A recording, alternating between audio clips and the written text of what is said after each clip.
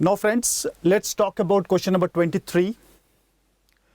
F is a function from R to R and you have been given fx x to the power 5 sine 1 by x plus 5x square where x is less than 0. Then we have 0 where x is equal to 0. Then we have x to the power 5 cos 1 by x plus lambda x square where x is greater than 0. The value of lambda for which f double dash 0 exists is what?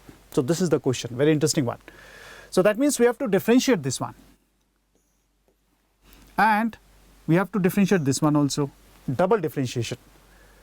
So if I talk about the double differentiation, let me take this function, say gx, suppose. Let me write it in this way.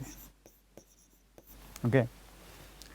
So differentiation of this will obviously, if I talk about 0, g double dash 0 is going to be 0. That's for sure. And for this one, it is coming out to be 10, double differentiation. And here also, if I do the double differentiation at x equal to 0, let me take h double dash 0, which is going to be 0 here. And we have 2 lambda. So 2 lambda we have after double differentiation.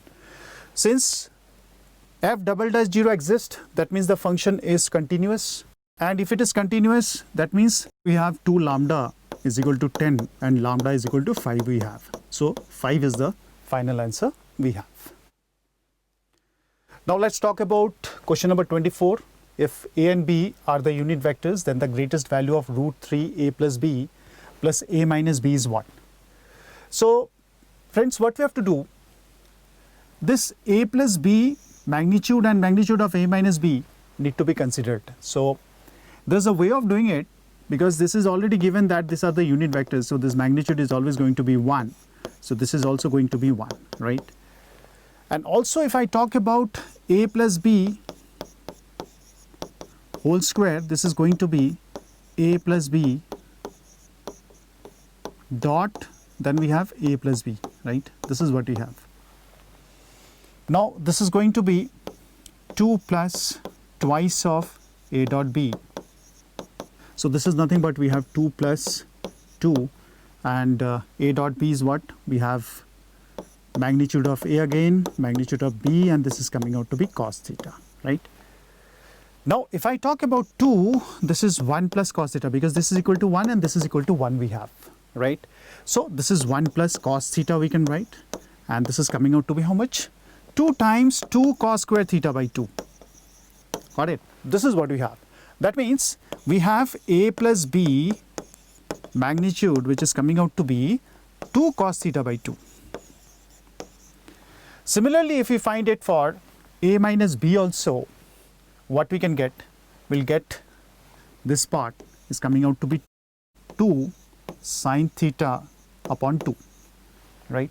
So what we can do here, we can just substitute the values in this expression, that is root 3, and this is coming out to be a plus b, that is, yes, this is 2 cos theta by 2. So 2 can be taken outside. So this is root 3 cos theta by 2, and this is again, we have sine theta by 2, right? And if I talk about the value here, yes, the maximum value is what? Root 3 square plus 1, square root of root 3 square plus 1 square, that is a cos theta plus b sine theta. We have under root of a square plus b square is the maximum value, and minus of under root of a square plus b square is the minimum value. That means we have 2 times 2 here, because that is coming out to be the square root of 4, which is 4 we are getting as a final answer, because 2 times 2 is 4. So this is the final answer we have. Now friends, let's talk about question number 25. It's a very interesting problem.